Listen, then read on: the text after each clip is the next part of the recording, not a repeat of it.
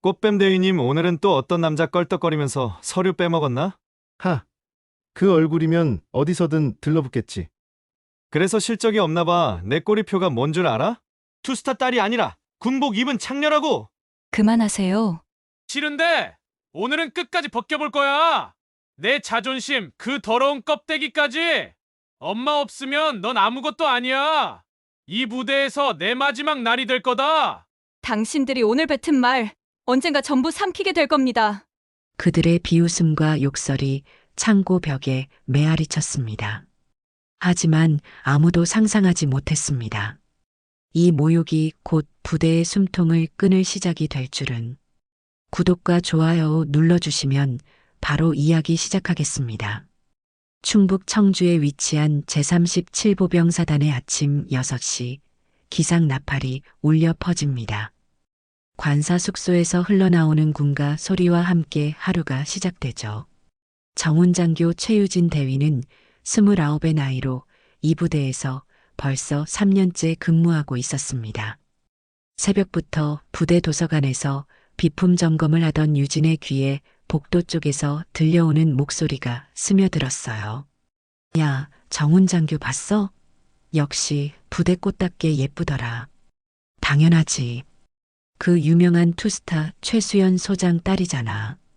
아, 그래서 대위까지 단번에 올라간 거구나. 유진은 손에 들고 있던 점검표를 꽉 쥐었습니다.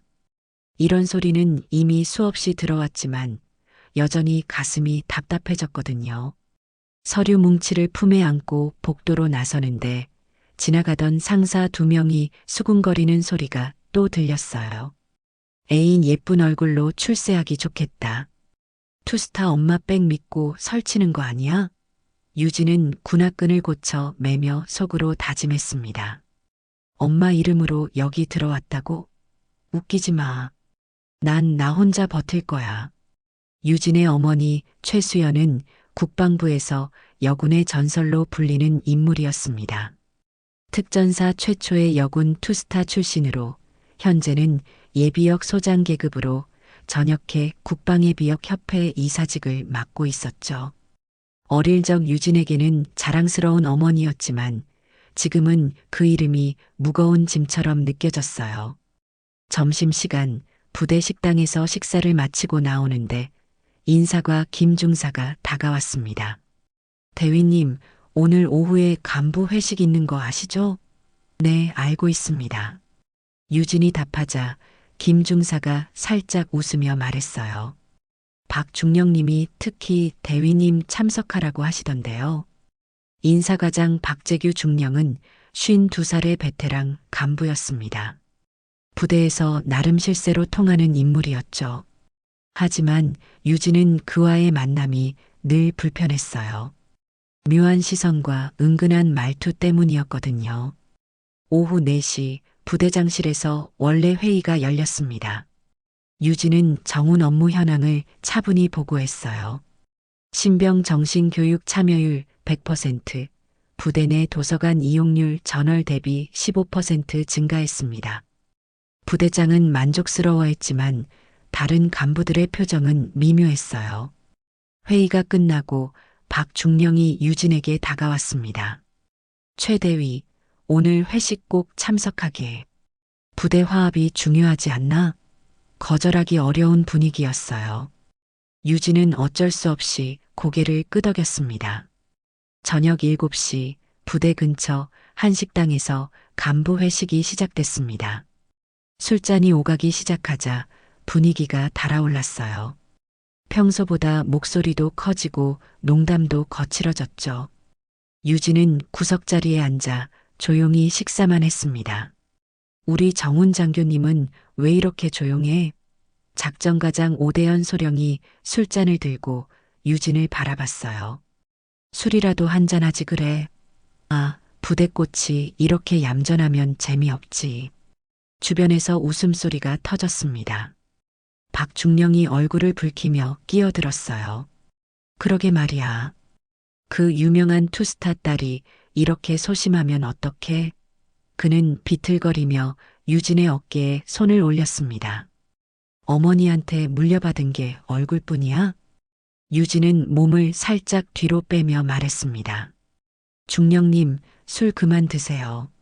하지만 박중령은 멈추지 않았어요. 야야, 이게 뭐야?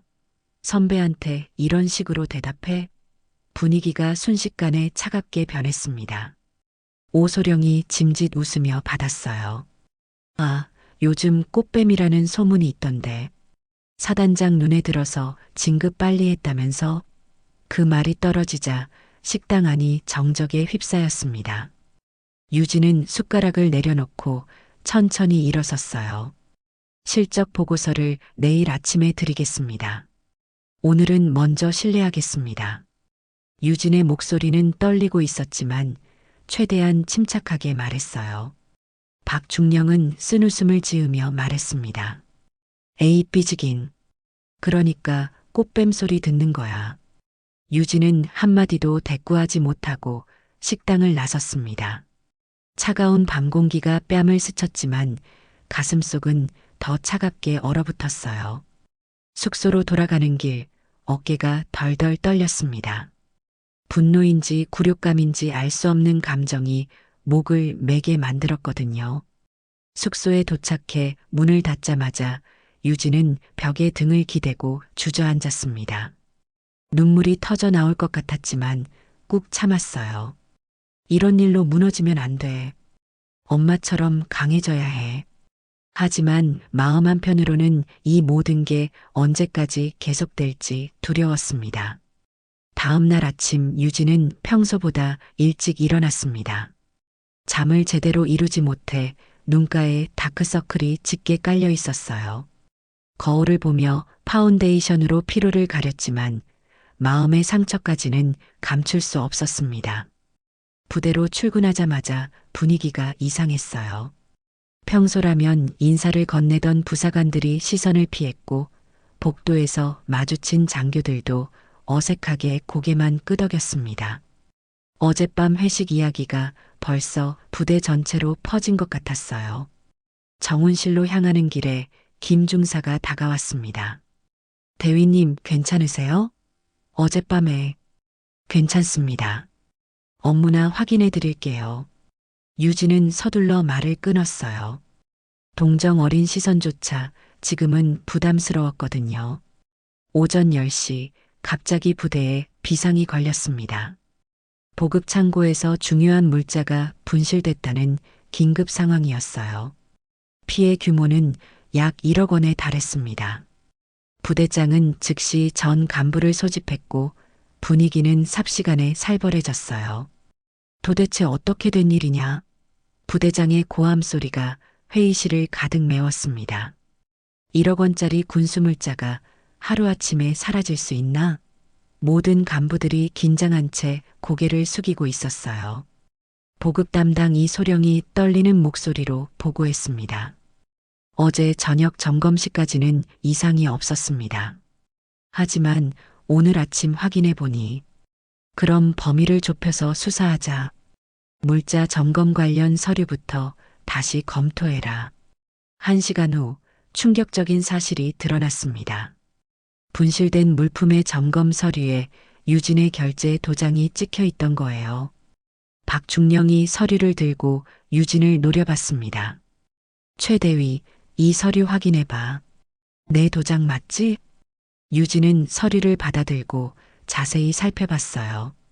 분명히 자신의 도장이었지만 기억이 나지 않았습니다. 이상합니다. 저는 이 물품에 대한 점검을 한 적이 뭐가 이상해? 내 도장이 박혀 있잖아. 오소령이 냉소적인 표정으로 끼어들었어요. 어젯밤에 기분 나빠서 실수한 거 아니야? 아니면 그는 의미심장한 웃음을 지으며 말을 흐렸습니다. 설마 일부러 한 건 아니겠지? 말도 안 됩니다. 유진의 목소리가 떨렸어요. 저는 분명히 그 물품에 관여한 적이 없습니다. 누군가 제 도장을. 증거도 없이 무슨 소리야? 내가 실수를 인정하고 해결책을 찾는 게 낫겠어. 부대장이 책상을 내리쳤습니다. 일단 관련자들 모두 대기 발령이다. 최 대위, 넌 특히 조심해.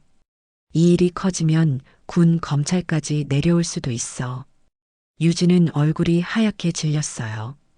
점심시간이 되자 부대 전체에 소문이 퍼졌습니다. 정훈 장교가 물자 빼돌렸대. 역시 뭔가 수상하더라. 투스타 엄마도 이번엔 못 도와주겠는걸. 식당에서 수군거리는 소리들이 유진의 귀에 들려왔어요. 유진은 식사를 포기하고 창고로 향했습니다. 사건의 진실을 스스로 밝혀내고 싶었거든요. 창고 안은 어둡고 습했어요. 수많은 박스들이 차곡차곡 쌓여 있었고 분실된 물품이 있던 자리는 텅 비어 있었습니다. 손전등을 켜고 주변을 살피던 유진은 이상한 점을 발견했어요. 바닥에 떨어진 포장지 조각과 발자국 흔적들이 있었거든요. 하지만 이것만으로는 아무것도 증명할 수 없었어요. 오후 3시 유진은 다시 부대장실로 불려갔습니다. 이번에는 박중령과 오소령도 함께 있었어요. 부대장이 냉정한 표정으로 말했습니다. 최 대위 마지막으로 묻겠다. 정말 모르는 일이냐? 예, 정말 모릅니다. 저는 결백합니다. 유진의 목소리는 간절했어요. 하지만 박중령이 비웃듯 말했습니다. 결백? 증거가 이렇게 명확한데? 오소령도 거들었어요. 어차피 너 이번 일로 진급은 물 건너갔어. 그때 박중령이 서랍에서 종이 한 장을 꺼냈습니다. 이거 사직서야. 이참에 깨끗하게 정리하는 게 어때? 유진은 그 종이를 보며 손이 떨렸어요. 아직 포기할 수 없습니다. 포기 안 해? 애써라, 꽃뱀 대위님. 오소령의 그 말이 유진의 심장을 찔렀습니다. 어제 회식에서 들었던 그 모욕적인 단어가 다시 귀를 때렸어요. 유진은 사직서를 보며 눈물을 참았습니다. 저녁이 되자 부대는 온통 이 사건으로 떠들썩했어요. 역시 그 집 딸답다더니 결국 이런 일이 터졌네. 투스타 엄마도 이건 못 막을걸. 얼굴 믿고 설쳤더니 이 꼴이야. 유진은 숙소로 돌아와 컴퓨터 앞에 앉았습니다. 국방망에 접속해서 어머니께 메시지를 보내려고 했지만 키보드 앞에서 한참을 망설였어요. 무엇이라고 말해야 할지 모르겠더라고요. 마침내 짧은 메시지를 썼습니다. 엄마, 도와달라는 말은 못하겠습니다. 하지만 제게 진실을 밝힐 기회라도 주세요. 전송 버튼을 누르고 나니 더 이상 버틸 힘이 없었어요. 유진은 침대에 얼굴을 묻고 처음으로 목 놓아 울었습니다. 지금까지 참아왔던 모든 감정들이 터져나왔어요. 굴욕감, 억울함, 외로움, 그리고 두려움까지. 과연 이 상황에서 벗어날 수 있을까 하는 절망감이 밀려왔습니다. 이튿날 새벽 5시 유진은 붓기로 퉁퉁해진 눈을 차가운 물로 씻었습니다. 거울 속 자신의 모습이 초라해 보였지만 포기할 수는 없었어요. 어머니로부터 아직 답장이 오지 않았지만 스스로라도 진실을 밝혀내야 했습니다. 부대로 향하는 길, 평소보다 일찍 나온 유진의 눈에 이상한 광경이 들어왔어요. 보급창고 쪽에서 누군가 서둘러 나오는 모습이 보였거든요. 멀리서라 얼굴은 확인할 수 없었지만 뭔가 수상했습니다. 최 대위님? 뒤에서 들린 목소리에 유진이 돌아봤어요. 보급병 한 상병이 놀란 표정으로 서 있었습니다. 이렇게 일찍 뭐 하세요? 그냥 산책하다가요. 유진은 애매하게 답했어요. 한 상병이 조심스럽게 말했습니다. 대위님, 어제 그 일 때문에 힘드시죠? 근데 좀 이상한 게 있어요. 이상한 게요? 유진의 눈이 번뜩였어요. 창고 열쇠 관리가 좀 루즈했거든요. 몇몇 간부님들이 수시로 드나드셨는데, 하지만 한 상병은 말을 끝내지 못했어요. 멀리서 박중령이 걸어오고 있었거든요. 야, 한 상병, 여기서 뭐해? 박중령의 목소리가 날카로웠어요. 아무것도 아닙니다. 한 상병은 황급히 인사를 하고 사라졌습니다. 박중령이 유진을 노려봤어요. 최대위, 너 지금 뭐 하는 거야? 혹시 증거인멸하려고? 그런 게 아닙니다. 그냥 웃기지 마. 너 때문에 부대가 온통 난리야. 오전 9시 긴급 간부회의가 소집됐습니다. 어제보다 더 심각한 분위기였어요. 부대장의 표정이 어느 때보다 굳어 있었습니다. 어젯밤 사이에 또 다른 물품이 분실됐다. 이번엔 무전기 열대야. 회의실이 술렁였어요. 연이은 도난 사건에 모든 간부들이 당황하고 있었습니다. 그런데 이상한 건 또 최대위 결재가 있는 서류와 연관돼 있다는 거야. 부대장의 말에 모든 시선이 유진에게 쏠렸어요. 이건 정말 이상합니다. 유진이 벌떡 일어섰어요. 저는 무전기 관련 업무는 전혀. 앉아. 부대장이 호통을 쳤습니다. 지금 내가 변명할 상황이야? 오소령이 서류를 들고 일어났어요. 부대장님, 이 서류들을 보시면 명확합니다. 최 대위의 결재 도장이 연속으로. 잠깐만요. 유진이 서류를 자세히 들여다봤습니다. 이 도장, 뭔가 이상해요. 박중령이 비웃으며 말했어요. 또 무슨 핑계야? 내 도장 맞잖아. 도장은 맞지만 유진은 서류를 더 자세히 살펴봤어요. 도장의 각도와 압력이 평소 자신이 찍는 방식과 달랐거든요. 점심시간 유진은 혼자 창고로 향했습니다. 이번에는 더 꼼꼼히 살펴볼 생각이었어요. 창고 안에서 손전등을 켜고 구석구석 뒤지던 중 바닥에서 이상한 걸 발견했습니다. 자신의 도장과 똑같은 고무 조각이 떨어져 있었거든요. 이건 유진이 그 조각을 집어들었을 때 뒤에서 발소리가 들렸어요. 누군가 창고로 들어오고 있었습니다. 유진은 재빨리 손전등을 끄고 박스 뒤에 숨었어요. 야, 확인 다 됐나? 박중령의 목소리였습니다. 네, 중령님. 이제 완전히 끝장날 겁니다. 오소령의 목소리도 들렸어요. 그 여자 때문에 우리가 얼마나 고생했는데. 이번 기회에 확실히 정리하자. 유진은 숨을 죽이고 그들의 대화를 들었어요. 도장 위조한 거 들키면 어떡해? 누가 알겠어? 어차피 그 여자는 이미 끝났어. 투스타 엄마가 와도 이번엔 소용없을 거야. 물건들은 어디다 숨겨놨어? 걱정 마. 안전한 곳에 보관해뒀어. 며칠 후에 다른 부대로 빼돌릴 예정이야. 박중령의 말에 오소령이 웃었어요. 역시 중령님 계획이 완벽하네요. 두 사람이 창고를 나간 후 유진은 한참 동안 그 자리에 서 있었어요. 모든 것이 계획된 음모였다는 사실에 분노와 동시에 안도감을 느꼈습니다.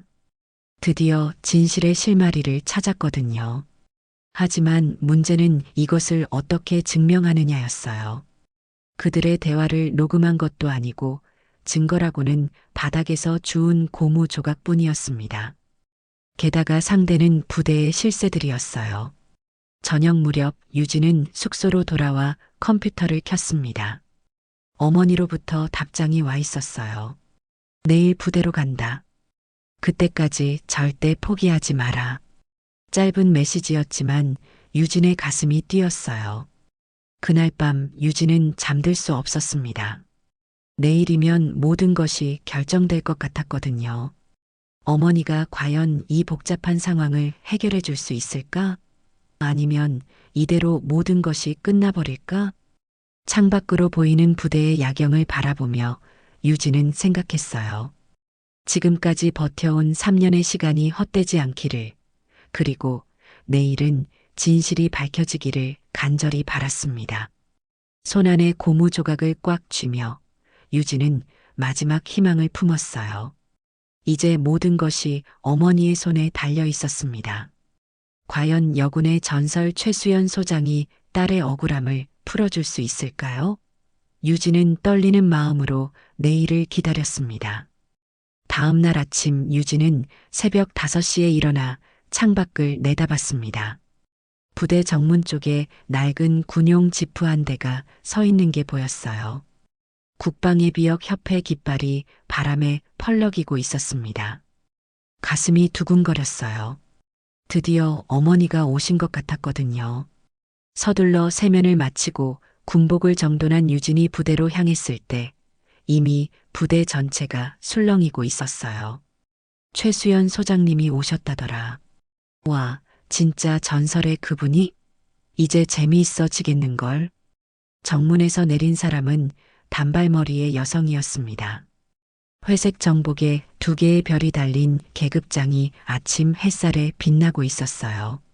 최수연 소장의 걸음걸이는 여전히 당당했고 눈빛은 예리했습니다. 최수연 예비역 소장입니다. 이 부대 보급감사에 동행하러 왔습니다. 부대장이 급히 달려나왔지만 얼굴이 새파래져 있었어요. 소장님, 이게 무슨... 제 딸의 명예가 걸린 문제라서요. 군수본부와 협회가 직접 확인하겠습니다. 뒤따라 내린 사람들은 국방부 감사팀이었어요. 정식 공문을 들고 온 그들의 등장에 부대 간부들이 당황하기 시작했습니다. 특히 박중령과 오소령의 얼굴에는 당황스러운 기색이 역력했어요. 부대장님, 협조 부탁드립니다. 모든 보급 관련 서류와 창고 출입 기록을 검토하겠습니다. 감사팀장의 말에 부대장은 어쩔 수 없이 고개를 끄덕였어요. 네, 알겠습니다. 유진은 멀리서 이 모든 상황을 지켜보고 있었습니다. 어머니와 눈이 마주쳤지만 최수연 소장은 딸을 못 본 척했어요. 공사 구분을 철저히 하는 어머니의 모습이 오히려 든든하게 느껴졌습니다. 오전 10시 본격적인 감사가 시작됐어요. 창고로 향하는 감사팀 뒤로 부대 간부들이 따라갔습니다. 박중령과 오소령은 계속 서로 눈빛을 주고받으며 불안해하고 있었어요. 이 창고의 물품 관리 책임자가 누구입니까? 감사팀장이 물었어요. 보급 담당 이소령입니다. 부대장이 답했지만 최수연 소장이 날카롭게 끼어들었어요. 그럼 왜 정훈장교 결재가 들어간 겁니까? 그건 부대장이 말을 더듬었어요. 이소령도 얼굴이 창백해졌습니다. 정훈장교는 보급 업무와 직접적인 연관이 없는데 결제 라인에 왜 포함됐는지 설명해 보세요. 감사팀이 서류들을 하나하나 대조하기 시작했어요. 최수연 소장은 먼지 쌓인 재고 박스를 직접 열어보며 꼼꼼히 확인했습니다. 여기 보급 번호와 서류, 그리고 창고 출입 시간을 모두 대조해 보겠습니다. 점심시간이 지나도록 감사는 계속됐어요. 그 사이 박중령의 얼굴은 점점 어두워졌습니다. 소장님, 혹시 과도한 감사가 아닙니까? 단순한 실수일 수도. 실수? 최수연 소장의 눈이 번뜩였어요. 1억 원이 넘는 군수물자가 실수로 사라집니까? 오후 3시 드디어 결정적인 증거가 나왔습니다. 창고 출입 기록과 서류상의 시간이 맞지 않았거든요. 더욱 놀라운 건 박중령과 오소령이 문제의 시간대에 여러 번 창고를 출입했다는 사실이었어요. 이 기록들을 보십시오. 감사팀장이 서류를 들고 말했어요. 최 대위의 결제 시간과 창고 출입 시간이 전혀 맞지 않습니다. 게다가 이 도장들, 뭔가 이상하죠? 최수연 소장이 도장을 자세히 살펴봤어요. 감사팀의 전문가가 현미경으로 도장을 확인한 결과 충격적인 사실이 드러났습니다. 이건 원본이 아닙니다. 고무로 만든 위조 도장이에요. 회의실에 정적이 흘렀어요. 박중령이 급히 변명했습니다. 그럴 리가요. 분명히 최 대위가 증거를 보고도 그런 말씀하시겠습니까? 최수연 소장의 목소리가 차갑게 울렸어요. 창고에서 이런 것도 발견됐습니다. 감사팀원이 비닐봉지에 담긴 고무 조각을 꺼냈어요. 유진이 어제 발견했던 바로 그것이었습니다. 도장 제작 과정에서 나온 찌꺼기로 보입니다. 지문 감식 결과도 곧 나올 겁니다. 오소령의 얼굴이 흑빛으로 변했어요. 이건 누군가 모함하려고. 모함? 최수연 소장이 서류를 내려놓았어요. 그럼 창고에 숨겨둔 물품들도 모함입니까? 뭔 소리입니까? 박중령이 당황했지만 이미 늦었어요. 감사팀이 창고 구석에서 발견한 것은 분실됐다던 물품들이었거든요. 위장막으로 덮여 있었지만 모든 게 그대로 있었어요. 이 물품들의 보관 상태를 보십시오. 감사팀장이 말했어요. 분실된 지 며칠 됐다는데 포장도 뜯지 않은 상태입니다. 애초에 분실된 게 아니라 의도적으로 숨겨둔 거죠. 부대장이 박중령을 노려봤어요. 이게 대체 무슨 일이냐? 부대장님, 저는 박중령이 말을 더듬었지만 변명할 여지가 없었어요. 모든 증거가 그들의 범행을 가리키고 있었거든요. 최수연 소장이 딸을 바라봤어요. 처음으로 어머니와 딸의 시선이 마주쳤습니다. 최대위. 공식적인 호칭이었지만 그 속에는 미안함과 자랑스러움이 섞여 있었어요. 이제 직접 말해보세요. 당신이 겪은 일을. 유진은 떨리는 목소리로 말하기 시작했습니다. 저는 이 모든 일과 무관합니다. 누군가 제 도장을 위조해서. 목소리가 떨렸지만 이번에는 당당했어요. 진실이 밝혀진 이 순간이 너무나 소중했거든요. 유진의 증언이 끝나자 회의실은 무거운 침묵에 휩싸였습니다. 최수연 소장이 감사팀장을 바라보며 말했어요. 지문 감식 결과는 언제 나옵니까? 오늘 저녁까지 나올 예정입니다, 소장님. 박중령과 오소령은 계속 서로 눈빛을 주고받으며 출구를 찾으려 했어요. 하지만 감사팀의 포위망은 점점 좁혀지고 있었습니다. 혹시 두 분께서 할 말씀이 있으시면 지금 하시는 게 좋겠습니다. 감사팀장의 말에 긴장감이 더욱 고조됐어요. 오소령이 먼저 입을 열었습니다. 저희는 정말 모르는 일입니다. 최대위 도장이 위조됐다는 것도 처음 듣는 얘기고. 그럼 이 창고 열쇠는 어떻게 설명하시겠습니까? 감사팀원이 증거봉투에서 열쇠를 꺼냈어요. 이 열쇠에서 오소령님의 지문이 발견됐습니다. 그런데 오소령님은 보급 담당이 아니시죠? 감사팀장의 날카로운 질문에 오소령의 얼굴이 창백해졌어요. 그건 말을 더듬으며 변명을 찾고 있었습니다. 박중령이 급히 끼어들었어요. 잠깐만요. 우리가 가끔 창고 점검을 도와준 적은 있지만 그게 뭐 문제가 됩니까? 문제가 되죠.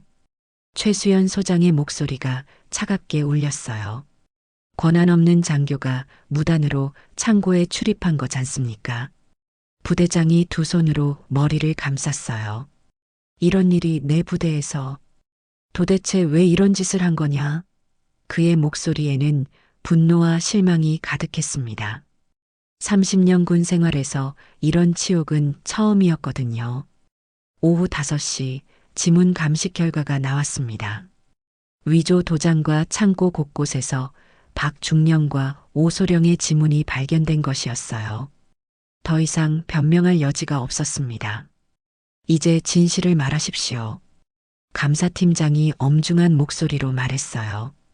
박중령이 무너져 내렸습니다. 죄송합니다. 그의 목소리는 떨리고 있었어요. 처음에는 그냥 약간의 물품을 빼돌릴 생각이었는데. 약간? 최수연 소장이 눈을 부릅뜨며 반문했어요. 1억 원이 넘는 군수물자가 약간입니까? 오소령도 결국 입을 열었어요.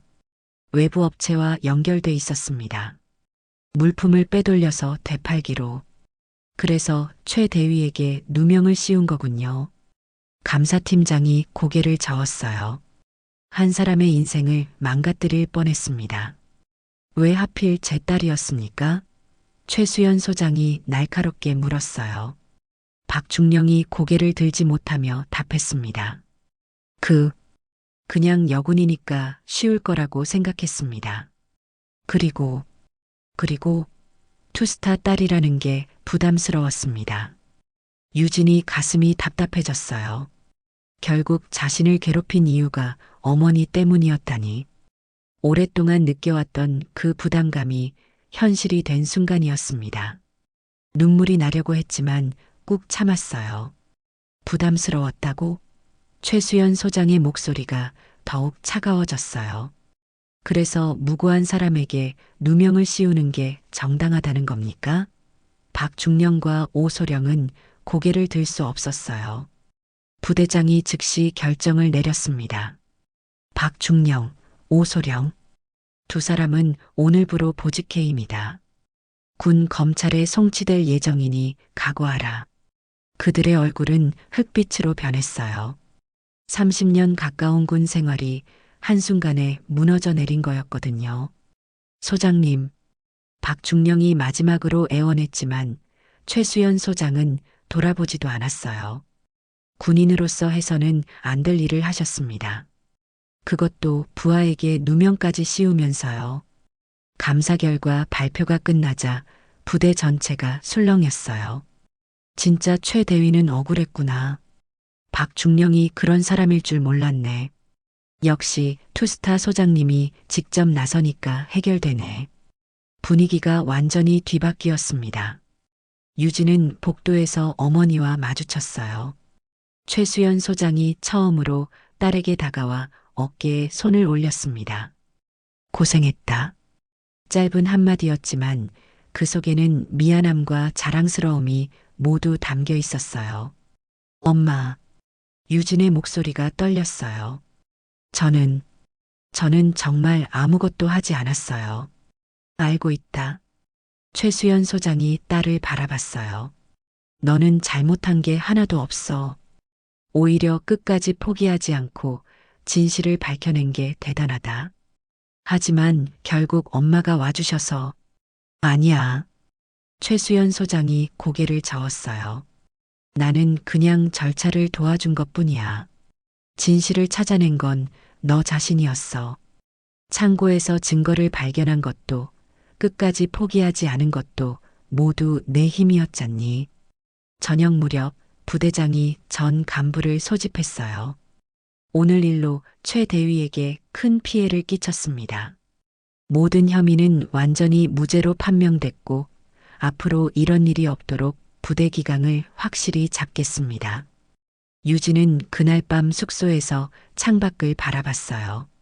며칠간의 악몽 같은 시간이 끝났지만 마음은 복잡했습니다. 진실이 밝혀진 기쁨과 동시에 동료들로부터 받은 상처는 쉽게 아물지 않을 것 같았거든요. 하지만 한 가지 확실해진 게 있었어요. 이제 더 이상 투스타의 딸이라는 그림자에 숨지 않겠다는 다짐이었습니다. 자신만의 이름으로 자신만의 길을 걸어가겠다는 결심을 굳혔어요. 이튿날 아침 부대의 분위기는 완전히 달라져 있었습니다. 박중령과 오소령이 구속되면서 그들과 가까웠던 간부들까지 위축된 상태였어요. 유진이 복도를 지나갈 때마다 사람들이 조심스럽게 인사를 건넸습니다. 최 대위님 정말 고생 많으셨습니다. 평소 냉랭했던 총무가 김소령이 다가와 말했어요. 그동안 오해해서 죄송했습니다. 유진은 담담하게 고개를 끄덕였습니다. 괜찮습니다. 다 지나간 일이에요. 하지만 유진의 마음은 여전히 복잡했어요. 사람들의 태도 변화가 반갑기보다는 씁쓸했거든요. 어제까지만 해도 자신을 의심하던 사람들이 하루아침에 달라진 모습이 진심으로 느껴지지 않았습니다. 정훈실로 향하던 유진에게 한 상병이 달려왔어요. 대위님, 그때 제가 말씀드린 거 기억하시죠? 창고 열쇠 관리 얘기요. 네, 기억해요. 유진이 미소를 지었습니다. 덕분에 큰 도움이 됐어요. 다행입니다. 사실 그때 더 말씀드리고 싶었는데 한 상병이 주변을 살피며 조심스럽게 말했어요. 박중령님이 무서워서 참아 못했어요. 용기가 없었습니다. 이해해요. 계급사회에서 쉽지 않은 일이었죠. 오전 회의에서 새로운 인사 발령이 발표됐습니다. 박중령과 오소령의 후임으로 타 부대에서 간부들이 전속돼 올 예정이었어요. 부대장이 유진을 바라보며 말했습니다. 최대위, 이번 일로 부대에 큰 도움을 줬네. 고맙다. 점심시간 유진은 혼자 식사를 하고 있었어요. 그런데 여러 간부들이 하나둘 다가와 함께 앉기 시작했습니다. 대위님, 혼자 드시지 마시고 저희와 함께 해요. 며칠 전과는 180도 달라진 모습이었어요. 대위님 정말 대단하세요. 그 상황에서 포기하지 않고 끝까지 버티시다니. 투스타 소장님 딸답네요. 역시 DNA는 못 속여. 사람들의 칭찬 속에서도 유진은 미묘한 감정을 느꼈습니다. 여전히 투스타의 딸로만 평가받고 있는 것 같았거든요. 오후에 최수연 소장이 부대를 떠나기 전 유진과 마지막 대화를 나눴어요. 부대장 접견실에서 모녀가 마주 앉았습니다. 어떤 기분이냐? 어머니의 질문에 유진이 솔직하게 답했어요. 복잡해요, 엄마. 진실이 밝혀져서 다행이지만. 하지만 사람들이 여전히 저를 엄마의 딸로만 보는 것 같아요. 제 자신의 능력으로 인정받고 싶은데. 유진의 목소리에는 깊은 고민이 담겨 있었어요. 최수연 소장이 딸을 바라봤습니다. 유진아, 내가 이번에 보여준 건 내 힘이 아니었어. 도장 조각을 찾아낸 것도 끝까지 포기하지 않은 것도 모두 내 몫이었잖니. 그래도가 아니야. 나도 처음엔 걱정했어. 내가 내 그림자에 가려져 살까봐. 어머니의 고백에 유진이 놀랐어요. 하지만 이번 일을 보니 알겠더라. 넌 이미 나를 뛰어넘었어. 내가 내 나이 때는 이런 시련을 이렇게 침착하게 견뎌내지 못했을 거야. 어머니의 말에 유진의 가슴이 뜨거워졌어요. 정말 그렇게 생각하세요? 그래. 그리고 앞으로는 내가 스스로 길을 개척해 나가야 해. 나는 이제 뒤에서 지켜볼 뿐이야. 저녁 무렵 최수연 소장이 부대를 떠났습니다. 정문에서 배웅하는 유진에게 어머니가 마지막으로 말했어요. 유진아, 이제 진짜 시작이야. 최유진이라는 이름으로 당당히 살아가거라. 지프가 멀어지는 모습을 보며 유진은 다짐했습니다. 그날 밤 유진은 동기들과 오랜만에 전화통화를 했어요. 야, 뉴스 봤어. 너 정말 대단하더라. 언니 고생 많았어. 정말 잘 견뎌냈네.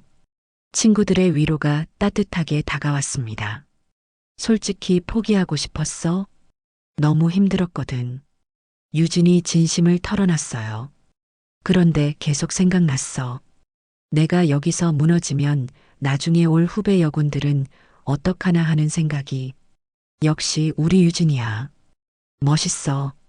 다음 날 아침 유진은 평소보다 일찍 나와 부대 마당을 걸었습니다. 신병들이 훈련하는 모습이 보였어요. 그들 중에는 여군 신병들도 있었습니다. 열심히 땀 흘리며 훈련하는 모습이 과거의 자신과 겹쳐 보였어요. 한 여군 신병이 유진을 보고 격려했습니다. 대위님, 네, 수고해요. 유진이 답례하자 그 신병이 조심스럽게 말했어요. 대위님, 저희들한테 큰 힘이 됐어요. 여군도 할 수 있다는 걸 보여주셔서 감사합니다. 그 말에 유진의 마음이 뭉클해졌어요. 자신이 겪은 시련이 헛되지 않았다는 생각이 들었거든요. 여러분도 힘내세요. 정정당당하게 하면 반드시 인정받을 거예요. 진심 어린 격려였습니다. 사무실로 돌아온 유진은 책상 위에 놓인 새로운 업무 계획서를 펼쳤어요. 부대 내 성희롱 예방교육과 양성평등 프로그램 개발이 새로운 과제로 주어진 것이었습니다. 도전적이지만 의미 있는 일이었어요. 이제 정말 제 이름으로 일할 수 있겠네요. 유진이 혼잣말을 하며 미소 지었습니다. 창밖으로 보이는 부대 풍경이 며칠 전과는 달리 희망적으로 보였어요. 진짜 최유진으로서의 새로운 시작이었습니다. 한 달이 지난 어느 봄날, 유진은 새로 맡게 된 양성평등 교육 프로그램을 준비하고 있었습니다. 부대 내 성희롱 예방과 건전한 군 문화 정착을 위한 중요한 프로젝트였어요. 과거의 아픈 경험이 오히려 이 일에 도움이 되고 있었습니다. 대위님, 교육자료 검토 완료했습니다. 새로 배치된 정운병 정일병이 서류를 가져왔어요. 박중령과 오소령이 구속된 후 부대 분위기가 많이 달라졌습니다. 특히 여군에 대한 인식 개선이 눈에 띄게 나타나고 있었어요. 오전 10시 전 간부를 대상으로 한 양성평등 교육이 시작됐습니다. 유진이 단상에 올라서자 회의실이 조용해졌어요. 오늘은 군내 양성평등과 상호 존중에 대해 말씀드리겠습니다. 유진의 목소리는 자신감으로 가득했습니다. 군대는 계급사회이지만 그것이 인격적 모독이나 성차별을 정당화하지는 않습니다. 유진의 말에 간부들이 고개를 끄덕였어요. 최근 사건을 겪은 후 모든 사람들이 이런 교육의 필요성을 절감하고 있었거든요. 교육이 끝난 후 새로 부임한 인사과장 김중령이 다가왔습니다. 최대위, 교육 정말 인상 깊었습니다. 실제 경험을 바탕으로 한 내용이라 더욱 와닿네요. 감사합니다. 앞으로 더 좋은 프로그램을 만들어 보겠습니다. 점심시간 유진은 여군 후배들과 함께 식사를 했어요. 신임 소위인 박소희가 조심스럽게 말했습니다. 선배님, 질문이 있는데요. 얼마든지 하세요. 혹시 힘든 일이 있을 때 어떻게 견뎌내셨어요? 유진이 잠시 생각한 후 답했어요. 포기하지 않는 것이 가장 중요해요. 그리고 자신이 옳다는 확신이 있다면 끝까지 싸우는 거죠. 하지만 상대가 선배일 때는 계급이 높다고 해서 잘못된 일까지 받아들일 필요는 없어요. 오후에 부대장이 유진을 불렀습니다. 최대위 상급 부대에서 내 교육 프로그램에 관심을 보이고 있어. 다른 부대에도 전파할 예정이라더군. 정말입니까? 유진의 얼굴이 밝아졌어요. 자신의 노력이 인정받는다는 것이 기뻤거든요. 그리고 또 하나 좋은 소식이 있어. 부대장이 미소를 지으며 말했어요. 내가 올해 모범장교로 추천됐어. 상당히 유력한 후보라고 하더군. 감사합니다. 유진이 깊이 인사했습니다. 저녁 무렵 유진은 어머니께 전화를 걸었어요. 엄마, 저 모범장교 후보에 올랐어요. 정말? 축하한다. 최수연 소장의 목소리에서 기쁨이 느껴졌어요. 이제 정말 내 이름으로 인정받는구나. 네, 이제는 투스타의 딸이 아니라 최유진으로 평가받는 것 같아요. 자랑스럽다. 그런데 방심하지는 마라. 앞으로가 더 중요해. 알겠습니다, 엄마.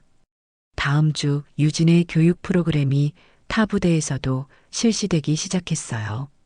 군수사령부에서 공식적으로 채택한 것이었습니다. 유진은 직접 다른 부대를 방문해 강의를 하게 됐어요. 첫 번째 외부 강의를 마친 후 한 여군 장교가 다가왔습니다. 대위님 강의 정말 감명 깊었어요. 저도 비슷한 경험이 있었는데 선배님 이야기를 듣고 용기가 생겼습니다. 힘내세요. 우리가 포기하면 안 돼요. 그날 밤 유진은 일기를 썼습니다. 오늘 처음으로 내가 누군가에게 도움이 되는 사람이 됐다는 걸 느꼈다. 내가 겪은 아픔이 헛되지 않았구나. 이제야 진짜 군인이 된 것 같다. 한 달 후 모범장교 선발 결과가 발표됐습니다.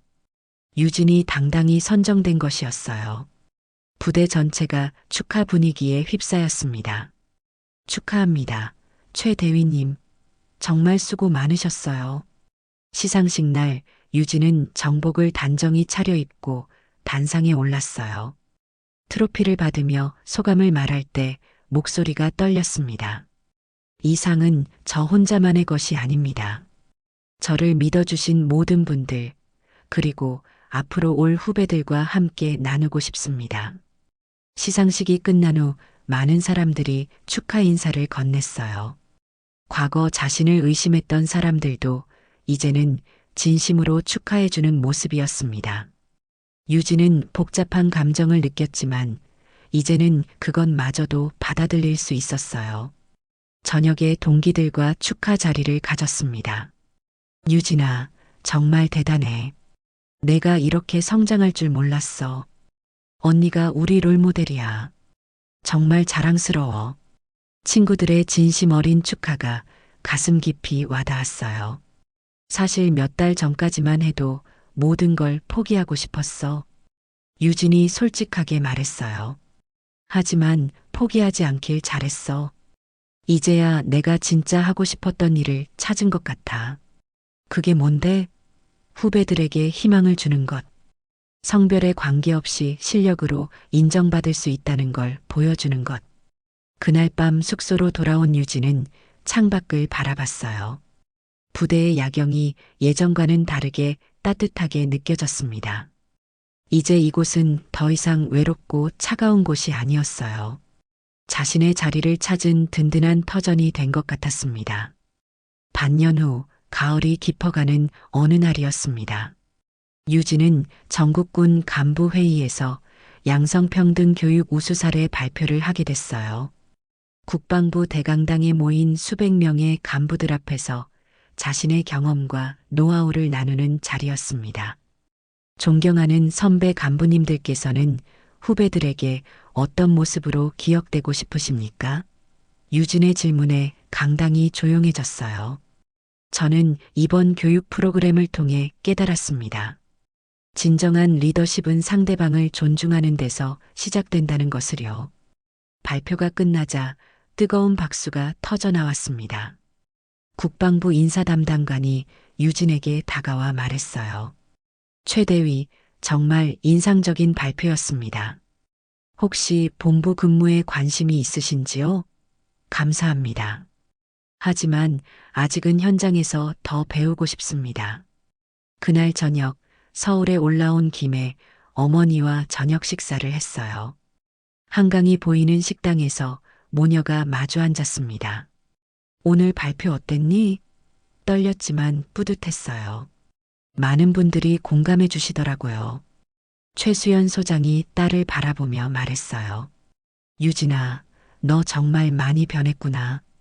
예전엔 내 그림자에 가려져 있다고 생각했는데 이제는 내가 나보다 훨씬 큰 그림자를 만들고 있어. 엄마, 진심이야. 내가 내 나이 때는 이런 생각도 못했어. 사실 처음엔 원망스러웠어요. 유진이 솔직하게 말했어요. 엄마가 너무 유명해서 제가 평가받기 어려웠거든요. 하지만 이제는 알겠어요. 그 모든 게 저를 더 강하게 만들어준 거였다는 걸. 그래, 시련은 선물이야. 다만 그 선물의 의미를 깨닫기까지 시간이 걸릴 뿐이지. 다음 날 부대로 돌아온 유진을 새로운 소식이 기다리고 있었어요. 국방부에서 내년에 여군 정책개발 담당자로 발령을 내고 싶다는 제안이 온 것이었습니다. 꿈에 그리던 자리였지만 유진은 깊이 고민했어요. 대위님, 정말 좋은 기회인 것 같은데요. 후배 박소희가 말했어요. 그런 자리에 가시면 더 많은 일을 할 수 있잖아요. 그런데 여기 후배들을 두고 가기가. 유진은 여전히 망설이고 있었어요. 그때 한 상병이 다가왔습니다. 대위님, 저희 때문에 고민하지 마세요. 대위님이 더 큰 곳에서 일하셔야 더 많은 후배들에게 도움이 될 거예요. 다른 부대원들도 고개를 끄덕였어요. 맞아요, 대위님. 저희가 응원할게요. 며칠 후 유진은 마지막으로 부대 창고를 찾았어요. 몇 달 전 그 모든 일이 시작됐던 곳이었습니다. 이제는 깨끗하게 정리된 창고를 보며 그때의 기억들이 떠올랐어요. 억울했던 순간들, 절망스러웠던 밤들, 그리고 진실이 밝혀진 그 순간까지. 여기서 울던 게 엊그제 같은데. 유진이 혼잣말을 했어요. 그때는 정말 모든 것이 끝난 줄 알았었거든요. 하지만 지금 돌아보니 그 시련이 자신을 더 단단하게 만들어준 소중한 경험이었습니다. 마지막 주 금요일 부대에서 유진의 송별회가 열렸어요. 간부들과 부사관, 병사들까지 모두 참석한 뜻깊은 자리였습니다. 최 대위님 덕분에 우리 부대가 정말 많이 달라졌습니다. 부대장의 인사말에 모든 사람들이 박수를 쳤어요. 제가 여러분께 배운 게 더 많습니다. 유진이 마이크를 잡고 말했어요. 힘들 때 함께 해주신 분들, 그리고 저를 의심했지만 나중에 인정해주신 분들까지 모든 경험이 저에게는 소중한 자산이 됐습니다. 한 상병이 손을 들고 말했어요. 대위님, 저희에게 해주고 싶은 말씀이 있으세요?